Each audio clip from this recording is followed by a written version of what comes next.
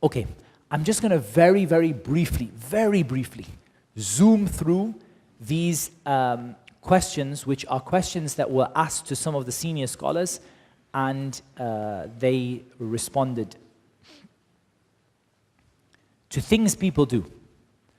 Reading on water containing saffron, then putting paper in it and drying in it and putting the paper in water and drinking the water. They said this is an action that is not permitted, and it's obligatory to stop people doing it because it's a means to devour people's wealth in falsehood. And it's not from the Ruqya Shar'iyya, which some of the scholars said to be permissible. So avoid these people who are all about taking the people's wealth. I'll give you this water with a paper in it, and if you give me, this many thousand, and it will do that. Just avoid all of these things. Avoid all of these people who are just taking huge amounts of wealth and they're devouring the people's wealth in falsehood. Okay. What about asking the person to visualize? Like, some people do this visualization. So during the ruqya, they say to the patient, and they say to them, okay, visualize. Imagine now that you are in a room and you can see the person who is doing it, and what their eyes are looking at you. Who is the person? What did the Lajna reply? They said, asking the sick person who is afflicted with the evil eye to imagine the guilty person is a devilish action. Amalun shaytani. It's a devilish action, which is not permissible because it is seeking help from the devil, since they are the ones who appear to him in his mind as the one who afflicted him. This is a forbidden action because it is seeking help from the devil, and it is a cause of enmity between people and a cause of spreading fear and terror among people. And it comes under the statement of Allah, وَأَنَّهُ كَانَ رِجَالٌ مِنَ الْإِنسِ يَعُوذُونَ بِرِجَالٍ مِنَ الْجِنِّ فَزَادُوهُمْ رَهَقًا. There were men from the mankind who sought help from men from the jinn, and it increased them in sin. Wiping over the body of a woman, and it's a man asking, her hand, her forehead, or her neck without any barrier, putting pressure and making it difficult for the jinn. This is done by many doctors in hospitals. What are the limits of that? The committee responded, it is not permissible for the raqi to wipe over any part of the body of a woman that he is reciting over because of the fitna that is involved in this. He must only read over her without touching. There is a difference between the raqi and the doctor, because the doctor may not be able to treat the patient except by touching. But the raqi, his actions of reading and blowing do not depend on touch. Question 4. Making a large seal in which ayat are written, and then dipping the seal in water and stamping papers which are submerged and drunk. It is not permissible for the raqi to do this. Question 5. Making the sick person smell a wolf's skin, based on the claim that this makes it clear whether the jinn are present or not, because they are scared of wolves and run away from them and become shaky in their presence. You can apply this to anything, by the way. It's not just smelling the wolf's skin. It's like some people will say, look, just put this charm in front of your eyes, and if it moves left, it's this, and if it moves right, it's that. They said, this is something impermissible. It is a type of magical trickery and a corrupt belief, so it is obligatory to strictly prohibit it. And as for their statement that the jinn fear a wolf, it has no basis. Question 6. Reading the Quran using a microphone or over a long distance phone call, or reading over a large group of people at one time. They said, ruqya is only that which is done directly over the sick person. So ruqya audio is not ruqya.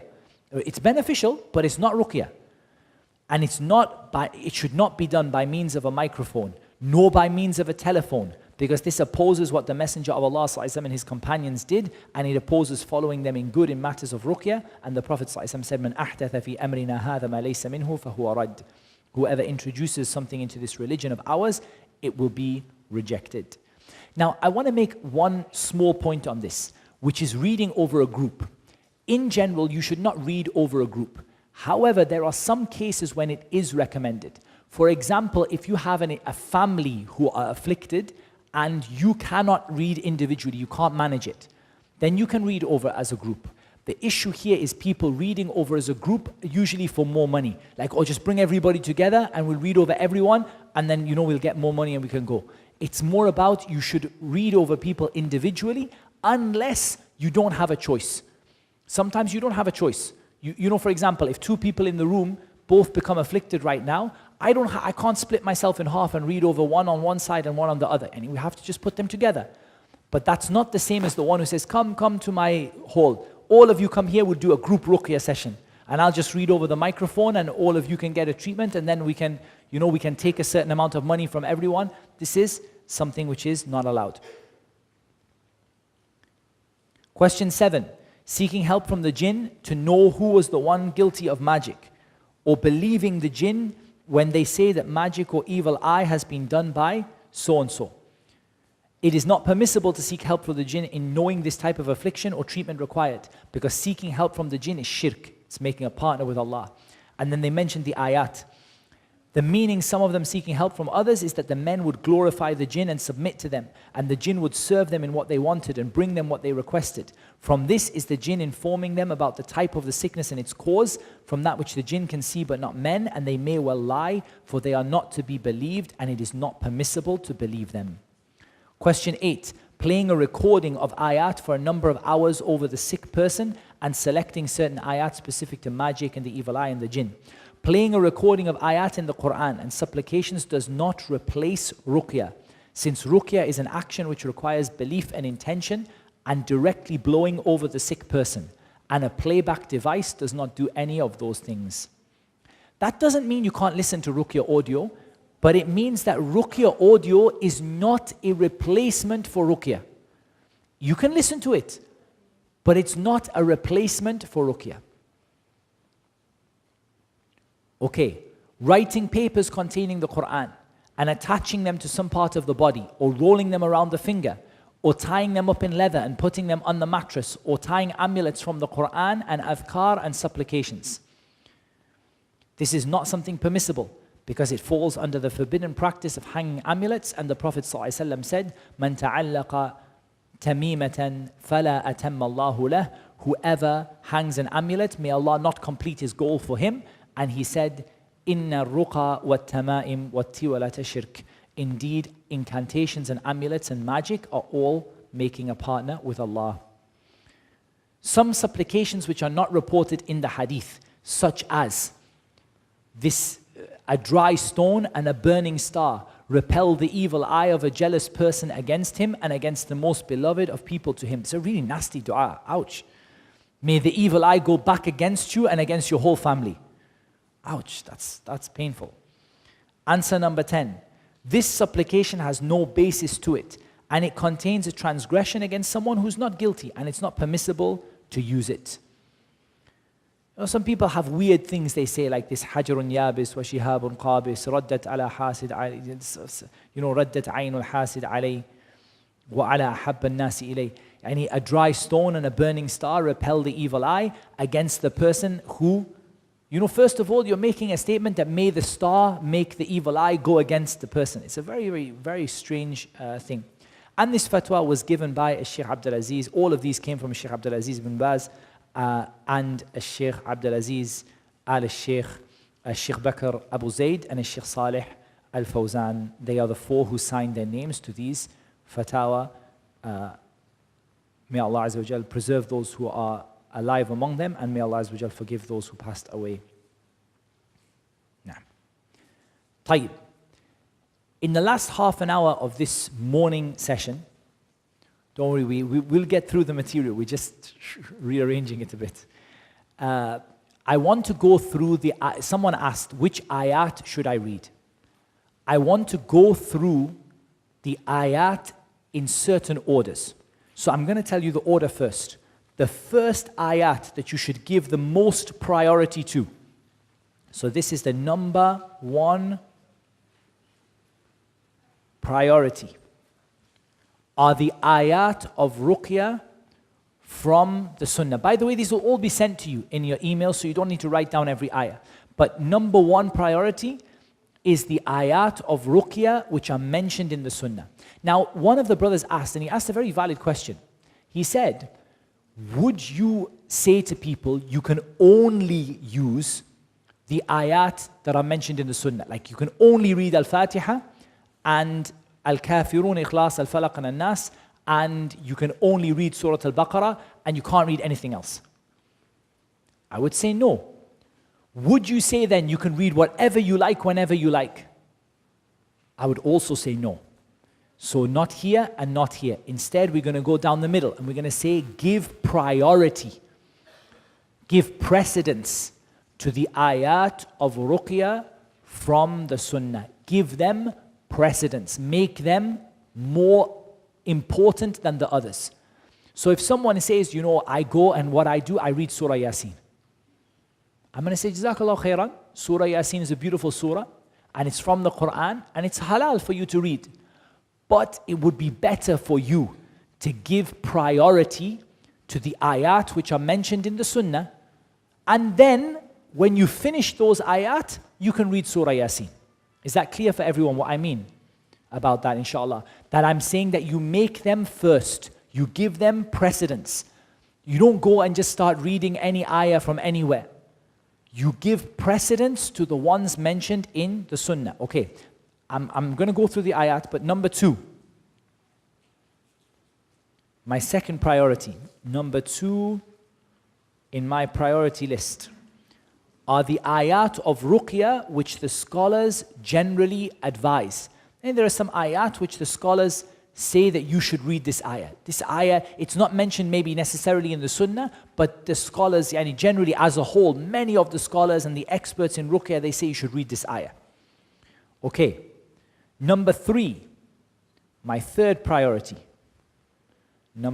Priority number 3 are the ayat of ruqya specific to the type of affliction. So there are certain ayat which are connected to the issue. For example, it could be ayat related to magic, ayat related to sickness, ayat related to jealousy, ayat related to evil eye, ayat related to the jinn. And those ayat are not mentioned in the sunnah. There is not a single hadith which says to read the ayat of sihr upon the people who have magic. Like for example, وَاتَّبَعُوا مَا تَتْلُو الشَّيَاطِينَ عَلَى مُلْكِ سُلَيْمَانَ. There is not even a hadith, nothing that says you should read this ayah. However, after you finish with the ayat in the sunnah, and you've done the ayat which the scholars generally recommend, then it's a good idea to do the ayat which are related to the condition. The ayat which mention breaking magic, the ayat which mention the jinn and them, that warn them and so on. Okay, that's the third group. The fourth group, the ayat of warnings and punishments. Since you're there to warn the jinn and you're going to try to convince the jinn to leave, then it makes sense to read the ayat of adhab. Make them scared, make them realize that what you're doing, that the punishment of Allah is near. So there is no harm in reading the ayat of warnings and punishments. It doesn't have to be in this order, by the way. Okay, number 5. The ayat which remind and touch the heart of the raqi. Sometimes you read an ayah because you need to be reminded. You need to feel that the help of Allah is going to come. You start to feel like, subhanAllah, it's too difficult. Ala inna nasrallahi qareeb. Ala inna nasrallahi qareeb. You start reading the ayah that the help of Allah is going to come. It's not because of something, but it's because you yourself, you want to build that confidence in yourself. Okay? So this is from the things you can read. And then we have all the rest of the ayat of the Quran. So our 6th category would be everything else within the consensus. What was the consensus that we had earlier? Who can remember? The consensus that Al-Hafidh ibn Hajar, Imam al-Nawawi said was the speech of Allah, the names and attributes, the dua and adhkar, dua and dhikr that was mentioned in the sunnah, on the condition that it is in Arabic or clearly understood. And on the condition that you believe that Allah alone benefits. So, if someone came to me and said, Muhammad Tim, my methodology is every patient that comes, I read on them Surah Yasin, and then I tell them to go home. I would say this is not the ideal ruqya, because you've gone to category number 6 straight away. What I would recommend is that you start at category number 1, which are the ayat of ruqya from the sunnah. What do we have? We have Suratul Fatiha. How many times did we have Suratul Fatiha read? 7 times in one go? Or we had 3 times, is narrated in another hadith, or we had 1 time twice a day. And you can do any number. You can do any number you want, but don't choose a number except those numbers. Meaning, I can read it 50 times, but don't choose 50, like I'm going to read it 50 times. 1, 2, 3, 4, 5. Don't choose a number except for 1, 3, or 7. But you can read it any other time. You can do 1, 3, or 7, or any other random number. But don't choose a number apart from 1, 3, or 7. Like I can choose, I'm going to read Al-Fatiha exactly 7 times. Or I can just read it. I don't know how many times, it might be 10, 20, 30, no problem. But don't choose a number. Like some people will say, read Fatiha 31 times. Then read Qul Huwallahu Ahad 32 times. Then read Qul A'udhu bi Rabbil Falaq 33 times. Then read Qul A'udhu bi Rabbin Nas 34 times. La, don't do this, not allowed. You can't choose a number apart from 1, 3, or 7. But you can, if you wish, just keep reciting as much as you want. Okay. Suratul Kafirun.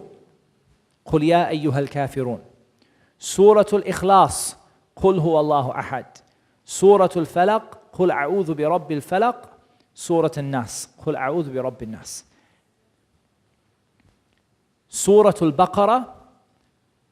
Here what I've done is I've just taken the beginning of Surah Al-Baqarah and then I just did ... and to the end. All of Surah Al-Baqarah. These are the ayat which are mentioned in the Sunnah.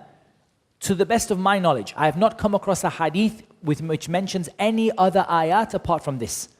Al-Fatiha, Al-Kafirun, Al-Ikhlas, Al-Falaq, Al-Nas, and Surah Al-Baqarah. And the adhkar, the du'as that are mentioned in the Sunnah. So these would come here as well. The du'as that are mentioned in the Sunnah, like Adhib al-Ba'sa Rabban Nas, and which other ones did we learn about? We learnt about Bismillahi Arqiq, Wallahu Yubrik min kulli shay'in yu'dhik, and all these different du'as, like the ones Jibreel used to say, and so on. Okay, don't forget them. What about examples of the ayat of ruqya which the scholars generally advise? Ayatul Kursi, Aman al-Rasul, the end of Surah Al-Baqarah. They both come under Surah Al-Baqarah, but the scholars particularly advise these. They say if you don't read Al-Baqarah all the way, at least read Ayatul Kursi, because it's the best ayah in the Quran, the greatest ayah in the Quran, and read the end of Aman al-Rasul, because it's that dua that you make for Allah to help you, and for Allah to forgive you, and for Allah not to burden you. And so it is one of the most suitable parts of Surah Al-Baqarah to read if you're not going to read the whole surah. And they usually advise the end of Surah Al-Hashr. Huwa Allahu alladhi la ilaha illahu alimul ghaybi wa shahada huwa ar-Rahman ar-Rahim. I mentioned it from Ya ayyuhal ladhina amanu taqullaha wal tanzur nafsum ma qaddamat li ghad to the end of the ayah, because it's got all of the names of Allah. هو الله الذي لا إله إلا هو الملك القدوس السلام المؤمن المهيمن العزيز الجبار المتكبر, and so on. And I mentioned this one in Surah Al-Fath. This is one of 6 ayat of Sakina.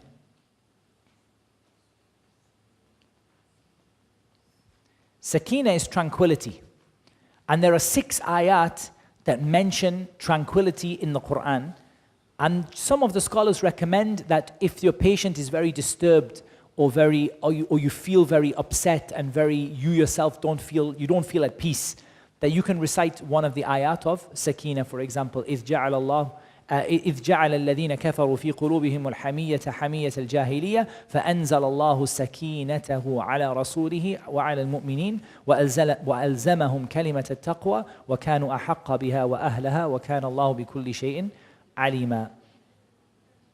Okay, what about the ayat that are specific to the affliction? So the main ayat for magic, Surah Al-Baqarah, ayah number 102, واتبعوا ما تتلو الشياطين على ملك سليمان. Surah Yunus, ayah number 80 to 82. فلما جاء السحرة قال لهم موسى ألقوا ما أنتم ملقون. And Surah Taha, ayah number 65 to 70. قالوا يا موسى إما أن تلقي وإما أن نكون أول من ألقى. Surah Al-Shu'ara, ayah number 41 to 48. فلما جاء السحرة قالوا لفرعون أئن لنا لأجرا إن كنا نحن الغالبين.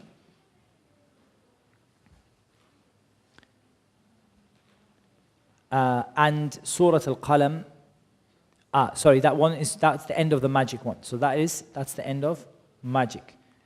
This one now is the evil eye. وَإِن يَكَادُ الَّذِينَ كَفَرُوا لا يزلقونك بأبصارهم لما سمعوا الذكر ويقولون إنه لمجنون. So that one would come under the topic of the evil eye. Surah Al-Ahqaf, this one comes under the topic of the jinn. Now we're on to the topic of the jinn. Surah Al-Ahqaf 29 to 32. وَإِذْ صَرَفْنَا إِلَيْكَ نَفَرًا مِنَ الْجِنِّ يَسْتَمِعُونَ الْقُرْآنَ. And Surah Al-Jinn, the whole of Surah Al-Jinn. قل أوحي إلي أنه استمع نفر من الجن فقالوا إنا سمعنا قرآنا عجبا. And Surah Al-Shu'ara 77 to 83. This one is on the topic of sickness.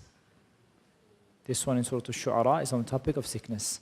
فإنه معدو لي إلا رب العالمين الذي خلقني فهو يهدين والذي هو يطعمني ويسقين وإذا مرضت فهو يشفين. The one when I become sick, he is the one who makes me better. Okay, what about the ayat of warnings and punishments? I just gave an example. This is only an example. And it's the example of Surah Al-Safat. Because it has many of the punishments and it's a very scary beginning to the surah. It's something that is, subhanallah. It talks about Jahannam. It talks about the jinn being struck by the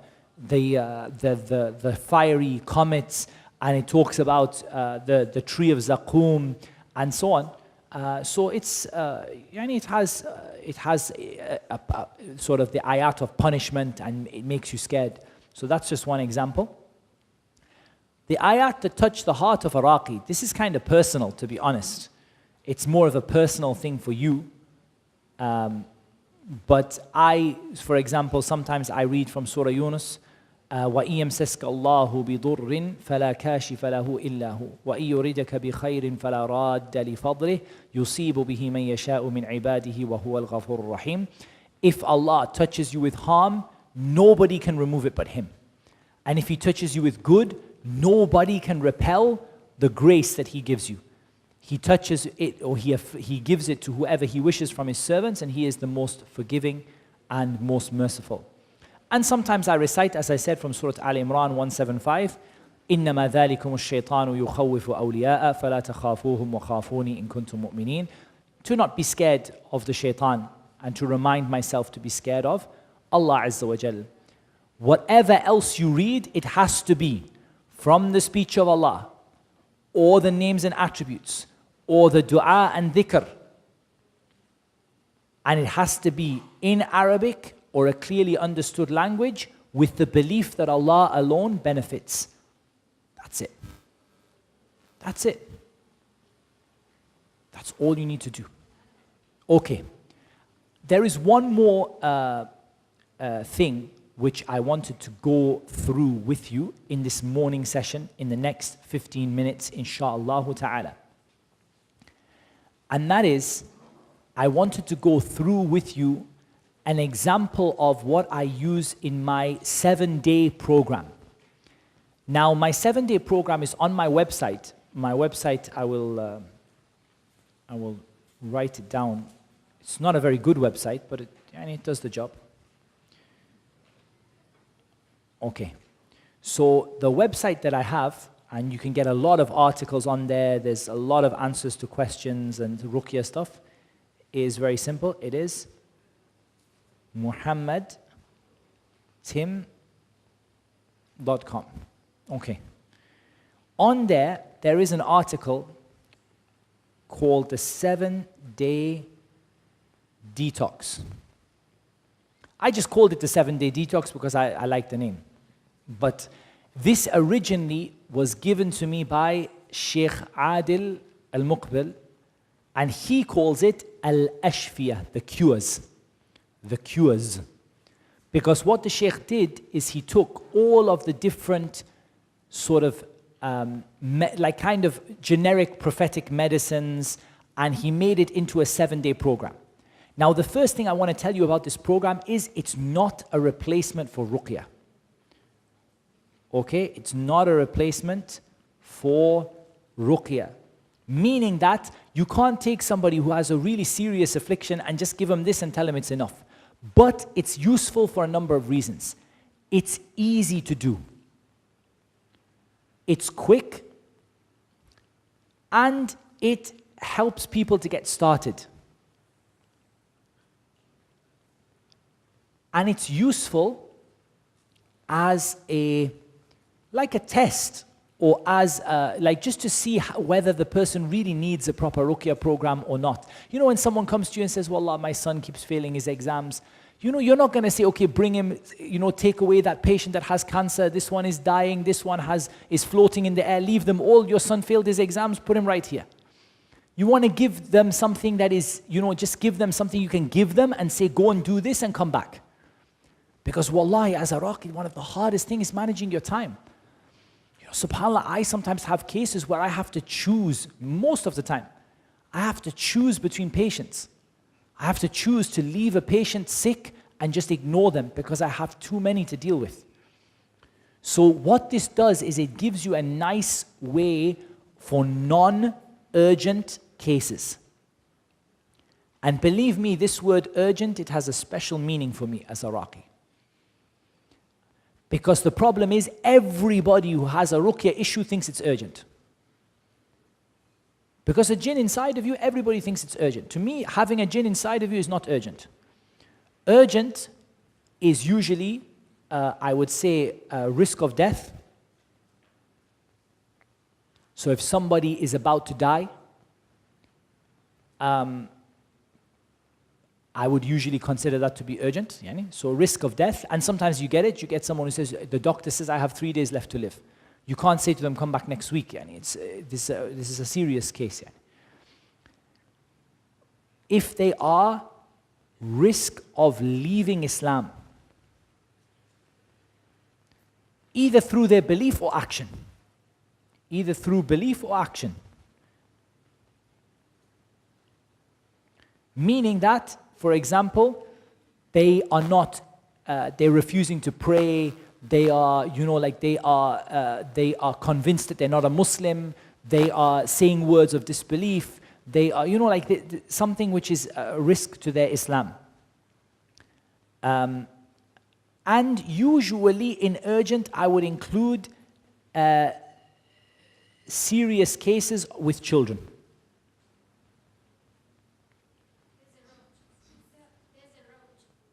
Okay. Okay. What shall we do with it?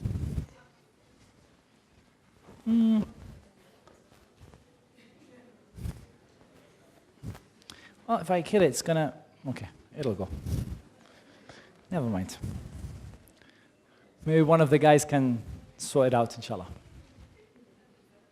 Okay. All right. Serious cases that involve children. So what I mean by that is not every case with children is serious. So I wouldn't consider like my child is misbehaving, my child is not listening to me. I wouldn't really consider that to be a serious case with children. But a serious case with children would be if the child is having a reaction like severe nightmares or something like that. I would usually consider that to be urgent. I don't think it's like, it's only a cockroach. But there's a lesson in this. I'm going to use this cockroach to teach me a lesson, or to teach you a lesson. Something wallahi very, very beneficial in this. I'm not particularly scared of cockroaches, but I do have some animals I don't like. I don't like wasps. I don't know if you get really bad like wasps here, but I don't like wasps. Don't tell me if you do. I don't like wasps. So the thing is, and this is an important lesson, wallah, you'll benefit from it, inshaAllah ta'ala. And that is that it is natural to be scared of some things. It's natural to be scared of some things. Like, you know, you have like a natural fear of some things. Like, I have a natural fear of wasps. I don't like them. But when that fear reaches an extreme level, it can hurt your iman. And you must be careful that you don't show the jinn that kind of fear. The natural fear is normal. If something, you know, like comes up to you, you have a natural, like, you naturally have that fear.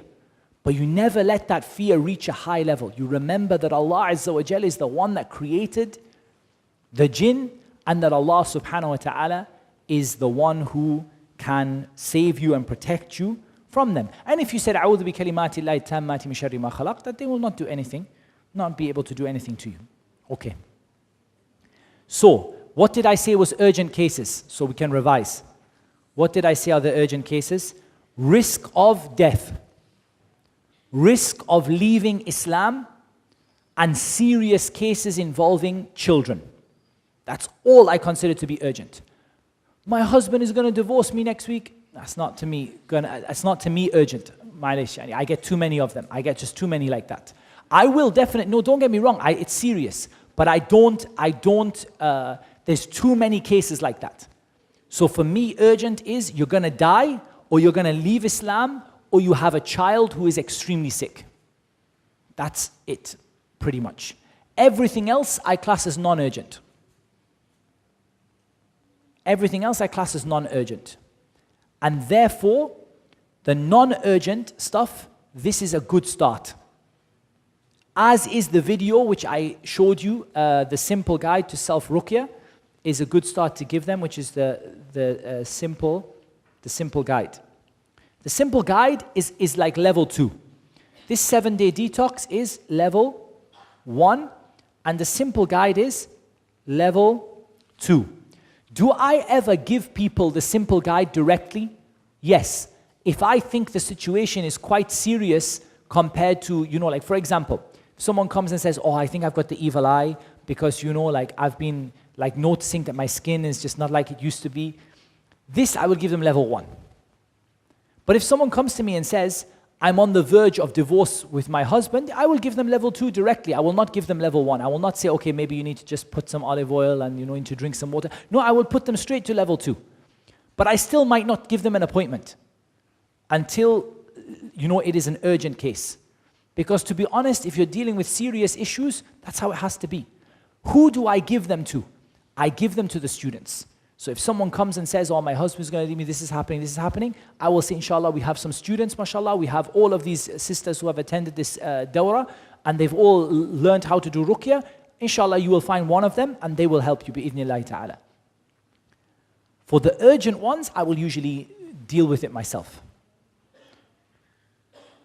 I do have a fourth one that I deal with, which is not necessarily urgent, but I usually deal with it, which is something which is very unusual or very, very sort of interesting. I would often deal with that myself from the point of learning. You know, like if it's something very unusual, like they're like, also on the risk of leaving Islam, by the way, I would also include new Muslims. Because a new Muslim, if they get a ruqya issue, it might take them away from Islam. So new Muslims, I always deal with them myself. I put it's urgent. Because I'm scared that it might cause them to leave Islam. But I also deal with, it's not urgent, but I do deal with unusual or interesting cases. If someone says, I've not got any, this is so weird, many Iraqis have been, none of them could figure out what's going on. So usually these ones I will deal with as well. Okay, so we've said we have different levels. We've said that we have level 1, level 2, and maybe level 3. So level 1 is the 7-day detox. Level 2 is to give them the simple guide video. And level 3 is to visit them yourself. Okay, with regard to visiting them yourself, I'm going to put in quotes, teach a man to fish. This is very important. It's got nothing to do with fishing. Teach a man to fish. This is a very important principle that you should have. You should not be the one who is running around after the patient. Teach them to do ruqya on themselves and teach their family members to do ruqya on them. Don't run around, you don't have time. You don't have time, and if you're going to do this fi sabilillah, it's not possible for you to say, it's okay, I'll read all the surahs for you, I'll give you everything, I'll do everything for you, I'll, run around after you. No, you go on the principle of teach a man to fish, which is that if you give somebody a fish, it will last them one day or one meal. If you teach them how to fish, it will last them a lifetime. So what you're going to do is, when you see a patient, yes, I'll read on you for a week, I'll read on you for a day, I'll read on you for 3 days, and then what am I going to do? Then I'm going to tell you to continue for yourself. Because what you're going to find is you're going to be like a chef in a busy restaurant. You have all these pans going everywhere, and this one is going and this one is going. You can't manage it by saying to everybody, come, it's okay, I'll read for you.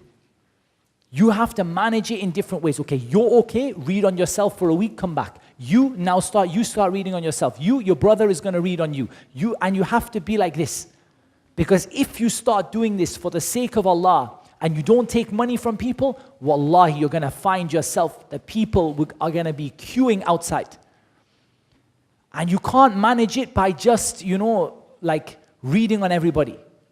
In the end, what you're going to end up doing, if you read on everyone, you're going to end up actually earning sin. Because you're going to end up breaking promises to people. Yeah, I'm going to read on you. Oh, subhanAllah, sorry, I couldn't read on you because I was reading on him. It's too difficult. Instead, you're going to say, look, I'll read on you one time. I'll give you my opinion. Off you go. Bismillah. Okay, I'm going to read on you. Now I'm going to show your brother how to do it. He's going to finish.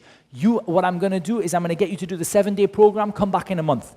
What I'm going to do is do the video, watch the video, start it on yourself, come back next week and I'll read on you. Like this you have to be. Okay, so let me just explain briefly, and we only have 5 minutes, the 7-day detox program, because the simple guide video is just what I've told you already. It's very easy. It goes through tawbah, changing yourself, worshipping Allah, following the sunnah, and then it tells you how to do ruqya, and it gives you the adhkar on the screen to read. In Arabic, you can just read them from the screen. And it tells you what to say and what to do and which ayahs to read and things like that. And it's about 2 hours long. Okay, what about this 7-day detox program? What is this all about? Okay, so for the 7-day detox, you need to start by preparing. I've got the instructions, don't worry, I'll send you the instructions for it on the website, don't worry, everything is there. Start by preparing. You need to get some water, some olive oil, some honey, and some black seeds, which are sometimes called black cumin, or people call them kalonji, and probably every language has their own thing, but this is what they usually, when I've ever found them in the supermarket, they're either called black seed, or black cumin, or kalonji, one of these 3 things. Or sometimes in Arabic, they're called habbatul barakah. In Arabic, sometimes they call them, habba al-barakah. Okay, water, ideally Zamzam. But if you can't get Zamzam, anything. Don't wait. Don't delay. So this is one key thing, one key principle from this program. Don't delay. Yani don't wait for the Zamzam water to come. Inshallah, in 2 months after Hajj, someone's going to bring Zamzam. No, don't wait for the water. Just use regular water. Okay. Olive oil, ideally it should be good quality. Because a lot of olive oil is just vegetable oil and a little bit of olive oil mixed and stuff like that. It should be good quality. I prefer Palestinian, if you can get it. But if you can't get it, anything will do. Italian is okay, Tunisian is okay, but I prefer the Palestinian one because it's from a land which is blessed. Allah subhanahu wa ta'ala said, Subhana alladhi asra bi'abdihi laylan min al-masjid al-haram ila al-masjid al-aqsa alladhi barakna hawlah. We bless the land around this. So good quality olive oil. If you get Palestinian, it's good. If you can't, get anything. Honey, get raw honey, if you can. Don't get this pre-produced, sugar honey, which is just, again, like a drop of honey and a lot of glucose just mixed up together. Raw, proper honey. Any honey will be fine. It doesn't have to be like really expensive, but raw honey is good. And the black seeds. Okay. What are you going to do with them? What you're going to do is you're going to recite over the water and oil. Some people recite over the honey as well, but I just recite over the water and the oil. You're going to recite Al-Fatiha, Al-Baqarah. You don't have to do it in one sitting. You can break it up if you want. And the last 3 surahs of the Quran. Ideally, recite Fatiha 7 times, the last 3 surahs 7 times, and Al-Baqarah once because it's too big to recite 7 times, over the water. You're reciting over, recite and blow. How do you do the water and the oil? I don't do it twice. I just keep the water there and the oil there and I blow in both. Blow every now and again. You don't have to blow every, ayah. I just do it like maybe every now and again. Okay. What I then do is we use the treatment. How does the treatment go? Treatment is very simple. For the treatment, what you need is the patient will put the oil all over the body before sleep. This is day 1, 2, and 3. Day 1, 2, and 3, they put the oil all over the body. When they wake up, they shower. They shower when they wake up. And they pour a cup of the water over their head. So the water you read upon, they take a cup and they pour it over their head. That's day 1, 2, and 3. So they put the oil on before they go to sleep, head to toe. Head to toe. Before they go to sleep.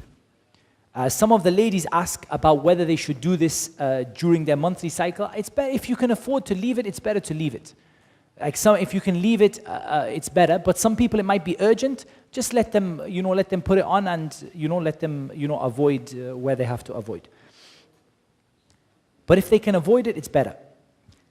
Day 1 to 7, mix 2 tablespoons, big spoons of honey, 7 black seeds